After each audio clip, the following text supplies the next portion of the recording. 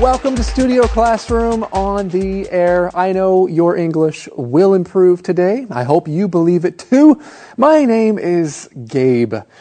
Now here's a question for you. Have you ever made someone really angry in traffic?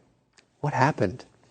Probably the person honked their horn really loud and gave you an angry look as they sped past you.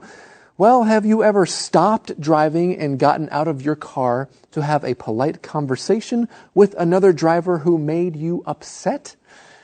Yeah, me neither. That just doesn't happen. But I think that's what might happen in our lesson today as we continue with this story called Share the Road. If you remember from yesterday, Nick on his scooter and pedestrian Dave, two complete strangers, have actually stopped to have a decent conversation right in the middle of the road. I think if I were Nick, I would have just said, 不好意思, and then driven away. So today's What's Your Opinion lesson may teach us two things: different opinions about sharing the road and how to talk about that with angry strangers politely. All right. Well, that's all for now. See you in a few. Share the road. It is. So let's get out of the street if you want to discuss this.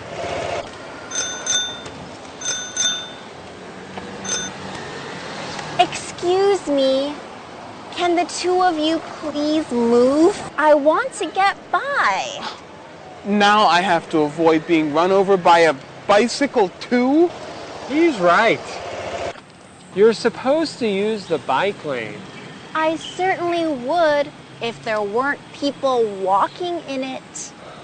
Well, Rebecca, I don't know about you, but I'm kind of surprised that Nick and Dave have decided to actually stop and talk about this. Has that ever happened to you before, when maybe someone upsets you in traffic, a total stranger, and you actually decide to stop and get out of your car and talk about what you should do? Ooh, that's a great question, Gabe. Actually, no. I'm not an aggressive driver, meaning that I would rather give the right of way to somebody else. Even if I have the right of way, but someone else wants to go first, I would rather give them the right of way rather than potentially get into an accident or potentially upsetting the other driver. Yeah, and I understand when people get into an accident, of course they need to get out of their cars, call their insurance companies and the police and everything. But there's not even an accident. An accident did not happen with Nick and Dave, but here they are, politely talking about what happened. And then Lindsay, a biker, joins the conversation. Well, Nick says it is a crowded area, so let's get out of the street if you want to discuss this. And this is a great phrase for you all to know, and this is the phrase to get out of the street. That's right. Get out of the street, get out of the road, to get out of something, okay? In our lesson, of course, it's very easy to understand. You're going to leave the street. You're going to leave the middle of the road and go to the sidewalk or something like that. But it could also be used in different ways. So you use this when talking about leaving a difficult or undesirable situation. For example, let's say that you're in the street playing ball. Now, this is a safe area, like where I used to live. The children would often play in the streets because there weren't a lot of cars. But sometimes cars would show up. And all of a sudden, the parents would say, "Get out of the street, a car is coming." That's right. Get out of the street. Get out of the road. Oh, the meeting is so boring. I just wanted to get out of the meeting. So think of another way to use that phrase. But here, of course, Nick says, let's get out of the street if you want to discuss this. And then someone else joins the conversation. Who is that? And we have Lindsay. I believe Lindsay is another stranger. She says, "Excuse me, can the two of you please move? I want to get by." And she's polite. I'm glad that she used her bell.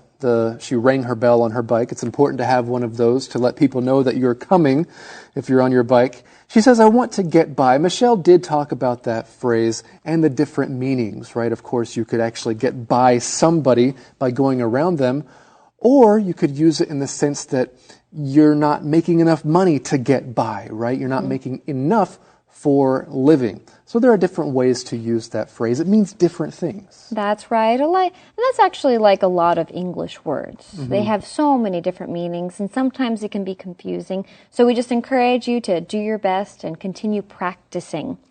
Well, Dave responds to Lindsay by saying, now I have to avoid being run over by a bicycle too? This poor guy. He's just trying to cross the road, and he has to worry about, being run over by a scooter and now a bicycle. Yeah, it's always the most helpless ones that are the victims, right? He's just a simple pedestrian just trying to cross the road. Okay, Nick says he's right. You're supposed to use the bike lane. And before we continue with our opinions about that, or Lindsay's, let's take a look at that phrase, you're supposed to do something, okay? This means what you should do, especially if you're following the rules. That's right. Now, this reminds me. Whenever you drive or whenever you get into a car, you are supposed to wear a seatbelt. Now, I know sometimes people don't like the hassle of putting on a seatbelt, but you really are supposed to do it. Okay, you are supposed to buckle up. Sometimes we say click it or ticket, all right? You don't want to get a ticket. Now, Lindsay says, I certainly would. That means she would use the bike lane if there weren't people walking in it. Well, it sounds like nobody's following the rules of the road. People are not supposed to walk in the bike lane. They're supposed to walk on the sidewalk. Okay, everything seems a little bit messed up here. I can understand Lindsay's frustration. Well, yes, I could understand why she's frustrated and why Nick's frustrated and Dave's frustrated. Everybody is frustrated because nobody is following any of the rules. Okay, well, today is a conversation, and we're going to enjoy another kind of conversation right now with Say It in English. And in case you missed that Decisions song last month, it's coming right up as well. See you soon. Could I have the bill, please? Bill. Sure. Just a minute. Just a minute. Here is the bill. Would you like to pay by cash or card? I'll pay by credit card. Please sign the receipt. Thank you. Have a good night. Bye. Bye.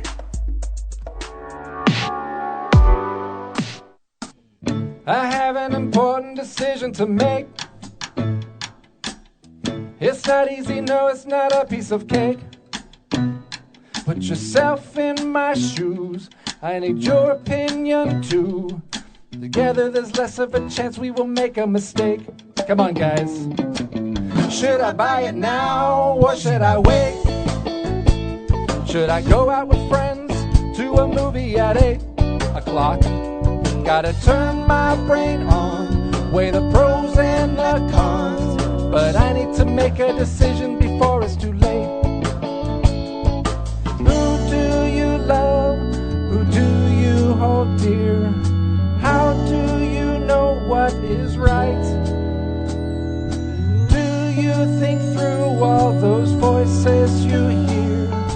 How can you live in the light? Do I play music for work or fun, or to be a star? Write a song with piano or play the guitar? That's right, life's like a song. Will you sing along? I believe that with you we can really go far. We have an important decision to make, oh yeah. It's not easy, no, it's not a piece of cake.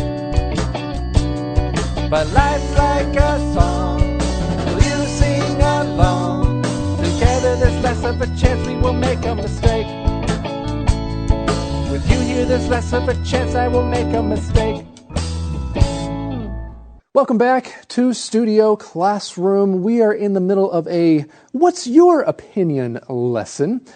Of course, it used to be called a viewpoints lesson, but now we call them What's Your Opinion? What is your opinion about sharing the road? Are you a bit like Nick on the scooter, or are you more like Dave, the pedestrian, who sometimes crosses when he shouldn't? Or perhaps are you like Lindsay, the biker, who's trying to use the sidewalk, but she can't because Nick and Dave are talking right in the middle of the sidewalk. Let's continue with our conversation right now. Share the road. That's no excuse not to follow the rules. Those pedestrians are just steering clear of all the reckless scooter drivers. Sidewalks are for pedestrians. Exactly. Plus, pedestrians have crosswalks, which help people avoid accidents with vehicles. I did use the crosswalk. Maybe you did, but people jaywalk all the time. What does that have to do with me? So you never jaywalk? I think the point is people should think about others and not just themselves. Can't we all just share the road? Okay, so this conversation continues with Dave. He says, that's no excuse not to follow the rules. What's no excuse? Well, Lindsay was saying that there were people walking in the bike lane, so she couldn't use it. But that's still no excuse. Those pedestrians are just steering clear of all the reckless scooter drivers. It sounds like everybody is trying to steer clear of other people using different vehicles. Well, I guess if everyone just followed the rules, then there wouldn't be this problem. Well, Nick says sidewalks are for pedestrians, and Lindsay says exactly. Plus, pedestrians have crosswalks, which help people avoid accidents with vehicles. So Dave says, I did use the crosswalk. Nick says, maybe you did, but people jaywalk all the time. That's a good phrase, to do something all the time. That means it's normal or that someone does it often. For example, in the summertime, I drink water all the time. I get really, really thirsty, and so I drink water all the time. My friend watches TV shows all the time, and it looks like these people in this picture are jaywalking. They're walking on the double yellow line in the middle of the road, probably trying to get to the other side of the street, not at a crosswalk.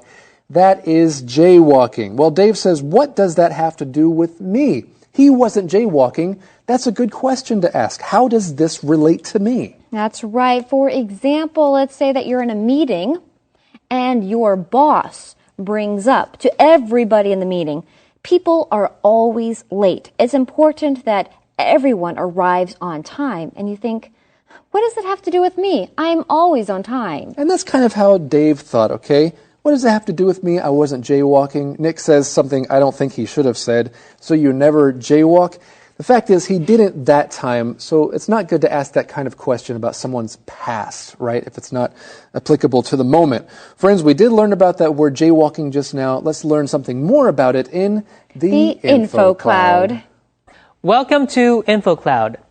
Today, I want to talk about jaywalking and where this word comes from.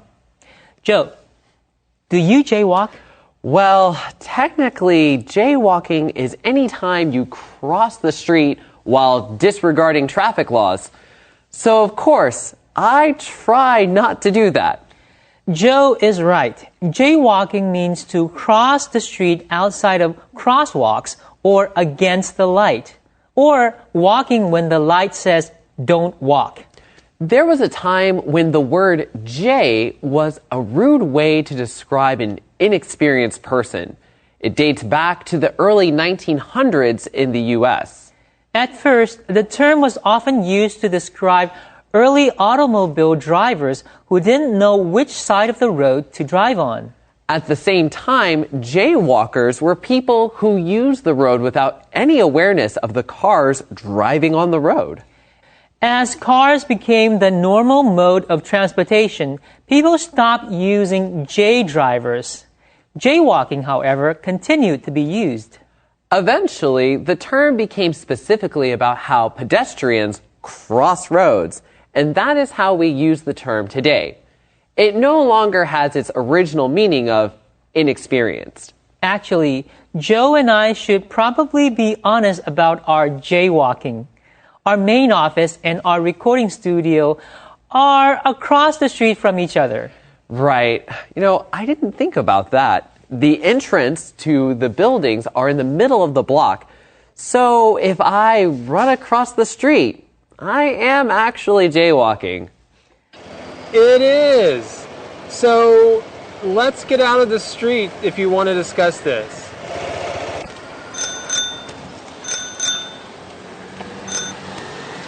Excuse me. Can the two of you please move? I want to get by. Now I have to avoid being run over by a bicycle too? He's right. You're supposed to use the bike lane. I certainly would if there weren't people walking in it. That's no excuse not to follow the rules. Those pedestrians are just steering clear of all the reckless scooter drivers. Sidewalks are for pedestrians. Exactly. Plus, pedestrians have crosswalks, which help people avoid accidents with vehicles. I did use the crosswalk. Maybe you did, but people jaywalk all the time. What does that have to do with me? So you never jaywalk? I think the point is people should think about others and not just themselves. Can't we all just share the road? Can't we all just share the road? What an excellent question. So, did Nick, Dave, and Lindsay become really good friends after this encounter? I don't know. I really doubt it. They probably all just went their separate ways. Well, friends, right now it is time for you to review or reread today's lesson with your newfound knowledge and appreciation for those words and phrases that we talked about. And we'll see you next time for a completely different lesson right here on Studio Classroom.